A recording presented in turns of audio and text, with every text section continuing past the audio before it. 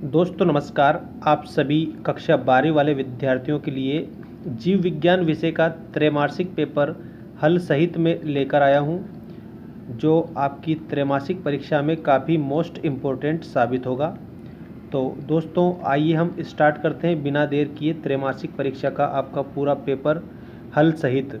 दोस्तों इसमें ऐसे प्रश्न शामिल किए गए हैं जो आपकी त्रैमासिक परीक्षा के सिलेबस पर आधारित है और इसमें से आपको आपकी त्रैमासिक परीक्षा में बहुत सारे प्रश्न देखने को मिलेंगे और ये आपका जीव विज्ञान विषय का पेपर है और सभी के उत्तर मैं आपको लिख कर बताऊँगा, तो आप सभी क्वेश्चनों के उत्तर नोट करेंगे और याद रखेंगे।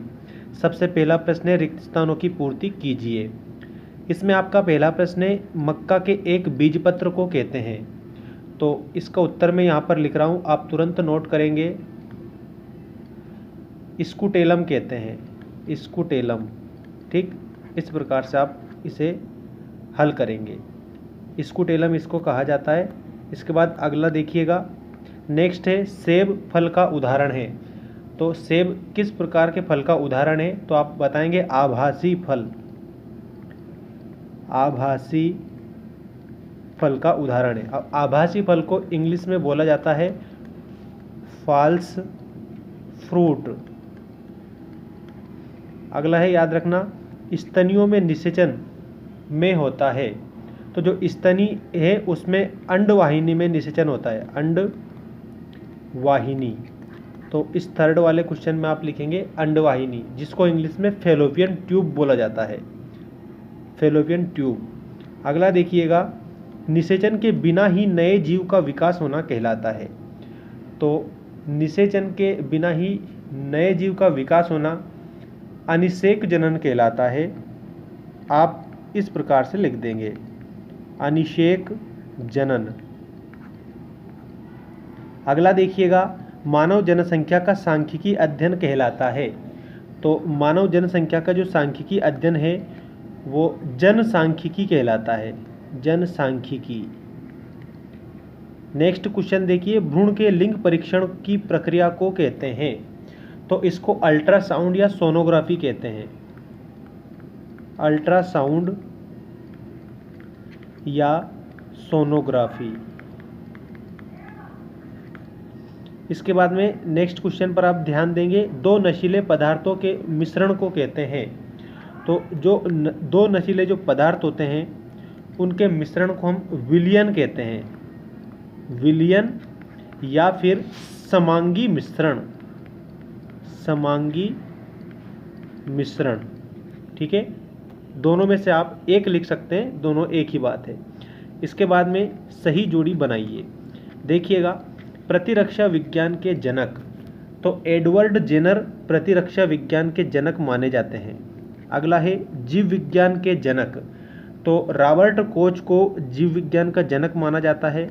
विश्व मलेरिया दिवस 25 अप्रैल को मनाया जाता है।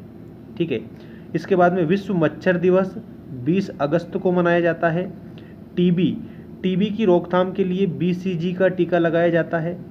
अफीम, तो अफीम में आप लिखेंगे, अफीम के सामने पेपाइवर सोमनिफेरम, पेपाइवर सोमनिफेरम। और कोकेन, इसके आगे आप लिखेंगे, कोकेन के आगे इरिथ्रोजाइलम। ठीक है, तो इस प्रकार से आप जोड़ी को मिला देंगे। अब जोड़ी के बाद में मैं आपको बता रहा हूँ, एक शब्द में उत्तर लिखिए, एक शब्द में उत्तर लिखिए। इसको आप अच्छे से हल करेंगे, काफ़ी मोस्ट इम्पोर्टेंट क्वेश्चन है ये। LSD का पूरा नाम लिखिए। तो मित्रों LSD का पूरा नाम मैं यहाँ पर लिख रहा हूँ, आप नोट कर लीजिएगा। Lysergic acid, lysergic acid diethylamide, diethylamide, ethylamide. ठीक है, इस प्रकार से आप इसे लिखेंगे। ये LSD का पूरा नाम है, लिसर्जिक एसिड डाईएथिलोमाइड। इसके बाद में अगला क्वेश्चन देखिएगा, मनुष्य के विचार एवं भावनाओं को परिवर्तित करके भ्रम की स्थिति पैदा करने वाली औषधियों को क्या कहते हैं। तो इसमें आप लिखेंगे बोर्बिचुरेट, यहाँ पर मैं लिख रहा हूँ बोर्बिचुरेट, चुरेट ये कहते हैं। चमगादड़ के द्वारा होने वाले परागण को क्या कहते हैं? तो दोस्तों आप इसमें लिखेंगे पक्षी परागण, पक्षी परागण।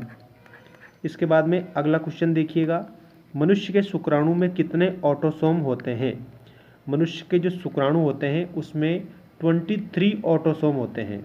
ठीक है, तो आप इसमें क्या लिखेंगे? उत्तर में 23। अगला देखिएगा, एक अंडाणु के निर्माण में कितने ध्रुवीकाय बनते हैं? तो इसमें 2 ध्रुवीकाय बनते हैं, ऐसे आप याद रखेंगे। इसके बाद किस अंग में कॉर्पस ल्यूटियम का निर्माण होता है? तो अंडाशय में होता है, तो इसका उत्तर आएगा अंडाशय। ठीक है, क्वेश्चन नंबर 6 का। अब क्वेश्चन नंबर 7 देखिए, गर्भ निरोधक पिल्स में कौन सा हार्मोन उपस्थित होता है? तो उसमें प्रोजेस्टेरोन हार्मोन्स जो है वो उपस्थित होता है। मैं यहाँ पर नोट कर रहा हूँ, नोट कर लीजिए आप, प्रोजेस्टेरोन, इसको आप नोट करेंगे। अब इसके बाद मैं आपको बता रहा हूँ, सही विकल्प चुनकर लिखिए, सही विकल्प का चयन कीजिए। इसमें देखेंगे जन्म दर और मृत्यु दर का अनुपात कहलाता है, तो याद रखना जन्म दर और मृत्यु दर का अनुपात जनसंख्या घनत्व कहलाता है। सिफिलिस एक लैंगिक प्रसारित होता है जो उत्पन्न होता है, तो इसमें आपको याद रखना है ट्रिपोनिमा पेलिडम।